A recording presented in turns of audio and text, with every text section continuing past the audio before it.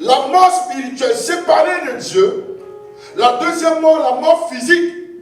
Parce que c'était suivi de la malédiction due à la désobéissance d'Adam. L'homme n'était pas prédestiné à mourir un jour lors de la création. Il devait vivre éternellement dans la présence de Dieu. Donc c'est le péché qui a emmené toute cette malédiction-là. Poussière tu es fait, poussière tu retourneras. Alléluia. Amen. Donc finalement, l'homme, il y a la deuxième mort, la mort physique. Et en plus de cela, il y a la troisième mort, qui est la mort éternelle.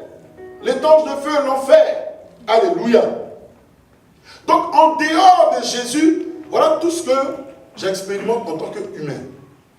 Mais la Bible dit que Dieu a tant aimé le monde, Jean 3,16, qu'il a donné son Fils unique, afin que quiconque croit en lui ne périsse point, mais qu'il ait la vie éternelle. Dis la vie éternelle.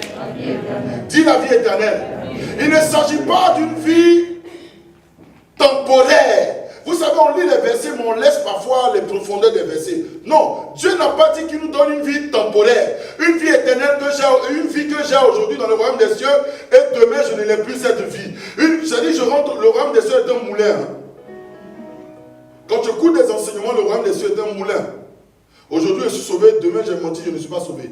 Aujourd'hui je suis sauvé, c'est-à-dire je rentre, je sors, je rentre. Non, il a dit une vie éternelle. Mais une vie éternelle, est-ce qu'elle peut s'arrêter? Qui peut quantifier une vie éternelle? Qui peut quantifier l'infinité? Qui peut arrêter l'infinité? Qui peut donner un chiffre à l'infinité?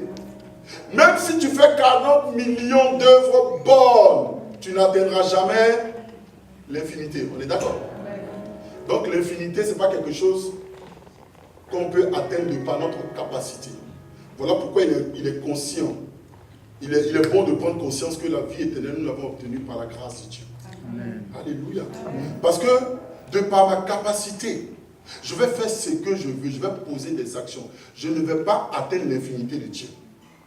Parce que ce qui a été transgressé dès le départ, c'est une transgression face à la sainteté de Dieu, qui n'est pas quantifiable, à laquelle on ne peut pas donner de chiffres. Alléluia. Amen. Donc, pour pouvoir atteindre cette sainteté, même si ma vie sur cette terre, je pratique des œuvres bonnes, je ne peux pas atteindre cette sainteté. Vous me suivez un peu? Voilà pourquoi il fallait que quelqu'un meure. Mais un taureau n'atteint pas l'infinité. Un être humain comme toi ne peut atteindre l'infinité. Il fallait que celui-là qui est infini vienne mourir afin de te donner l'accession à l'infinité. Amen. Alléluia. Il n'y avait que lui seul. Il n'y avait que lui seul qui pouvait atteindre cela. Voilà pourquoi il est venu lui-même mourir pour toi. Gloire à Dieu. Mais lorsque on expérimente le salut, comme j'ai dit, la grâce de Dieu ne nous enseigne pas maintenant à dire, bon, comme on est sauvé, on doit pécher. De toute façon, on n'atteindra jamais la sainteté de Dieu. Non. Parce que la grâce de Dieu a expérimenté à ses fruits. La Bible dit, Tite 2, versets 11 à 13. Or, la grâce de Dieu, source de salut pour tous les hommes, a été manifestée.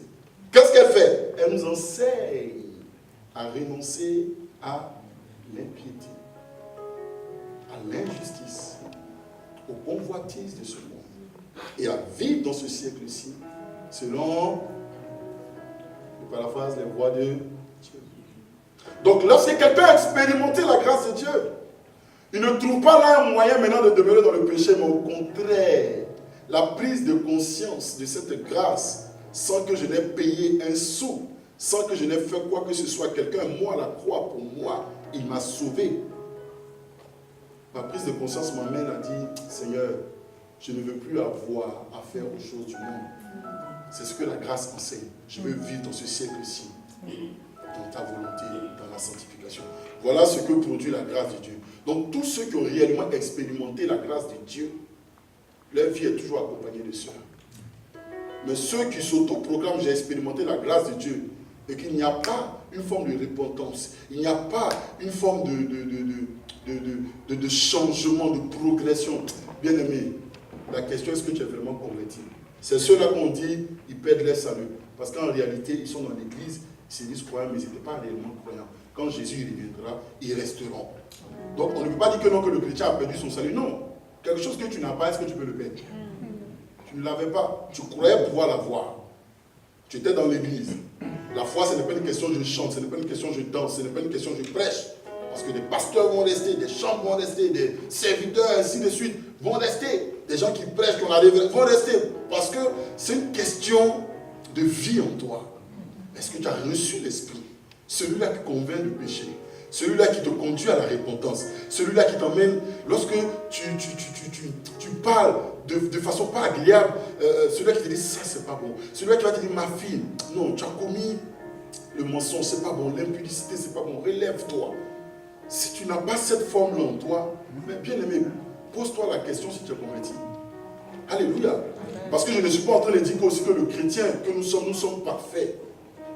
Justement, voilà pourquoi on parle de progression dans la sanctification. C'est-à-dire chaque jour nous péchons. Mais nous avons un état d'esprit différent de celui du monde. Celui du monde, il pêche, il se complaît là-dedans. Il prend plaisir à pécher. Il n'a aucun remords. Mais l'enfant de Dieu, lorsqu'il lui arrive de tomber,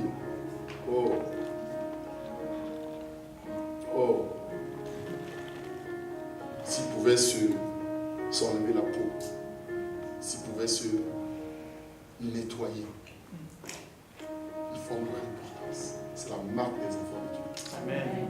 On ne reconnaît pas un enfant de Dieu de par sa perfection extérieure. On reconnaît un enfant de Dieu de par le fruit de l'esprit de vie. Ce que l'esprit fait, son langage, sa manière d'être, son comportement, nous pouvons attester que c'est un enfant de Dieu. La vraie question qu'il faut te poser, ce n'est pas de dire, oh Seigneur, je ne suis pas saint, ainsi de suite. Oui, bien sûr que tu n'es pas saint. Voilà pourquoi il est venu. Mais est-ce que j'ai ce sentiment de vouloir progresser dans la sanctification? Est-ce que j'ai ce sentiment de vouloir être changé, transformé? Est-ce que cela bat en moi? Est-ce que mes prières sont tournées vers Seigneur, je veux te ressembler? Est-ce que mes prières sont tournées vers Seigneur, je ne veux plus me retrouver dans cette situation-là parce que tu ne m'appelles pas à cela. Tu ne m'as pas prédestiné pour ces œuvres-là qui ne sont point à ta gloire. Mais tu m'as prédestiné pour des œuvres bonnes. Car la foi sans les œuvres est une foi morte.